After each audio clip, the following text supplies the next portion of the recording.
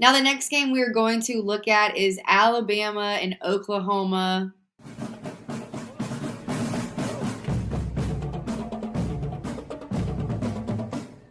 Wow.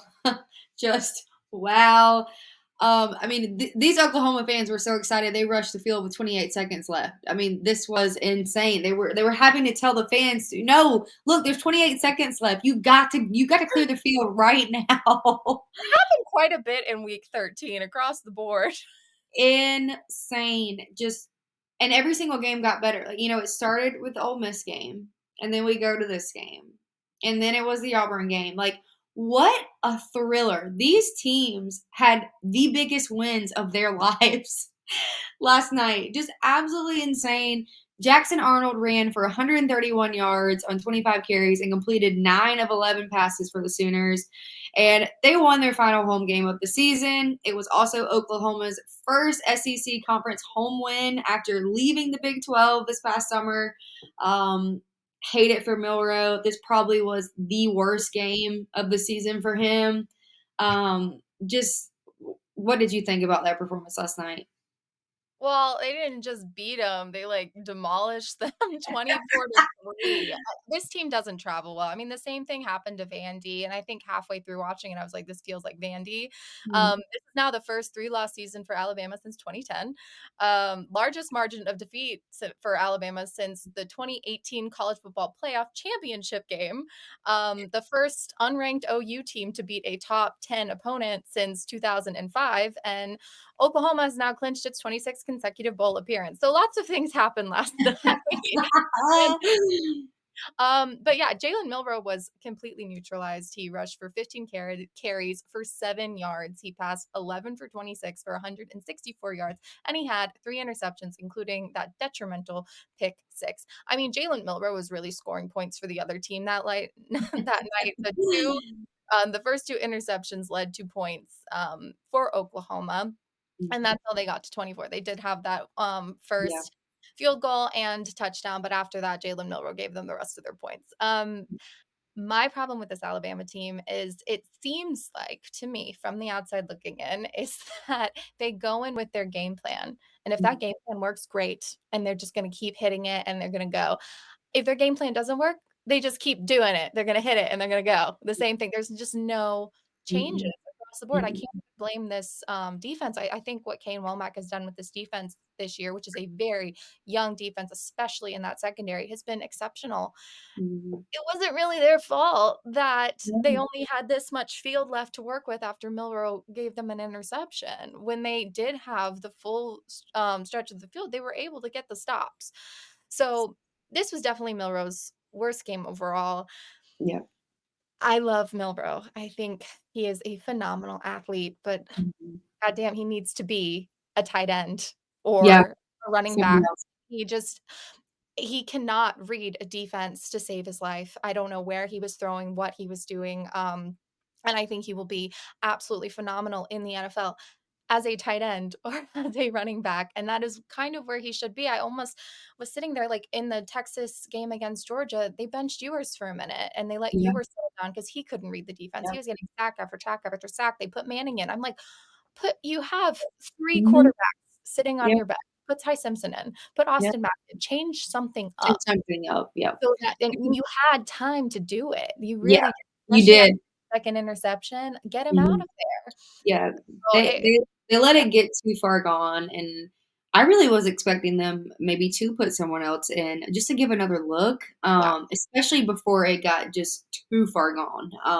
My biggest takeaway was, obviously this Alabama team has been up and down all year long, but this was just the wrong game to be down. Oh, they lost the game on both sides of the ball. yeah. Just I hate it for them. I really do. This is a huge win for Coach V. I love that for him. I love that really for the program as a whole moving forward as being in the SEC.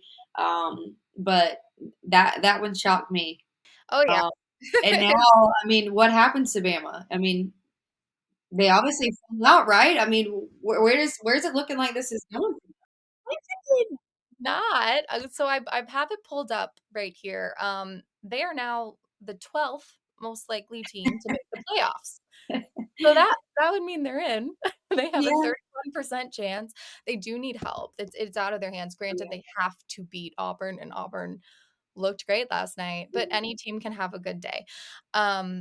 With OU here, their one goal was to limit Milrow, and they did that. They I don't did. know why Bama isn't utilizing their running backs. They have incredible running backs. But when they did use them, they were able to gain yardage. So I'm like, I don't know why we have to put everything on Milrow's shoulders. Mhm. Um, but this was a signature win for Brent Yeah. Venables. This is a standout win coming into the SEC this year. They are now eligible for a bowl.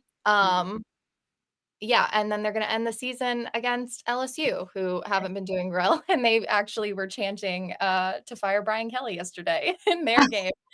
Um, so I don't think that team's feeling great either, but Alabama still has an opportunity to go to the playoffs.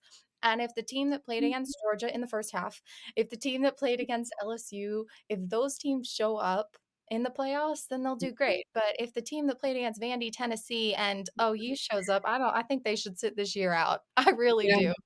Yeah. We're gonna be calling for fire Kalen DeBoer. Let's not do that. Hold off. Hold off, Twitter. Hold off, Twitter coaches. Let's just Not do wait. that.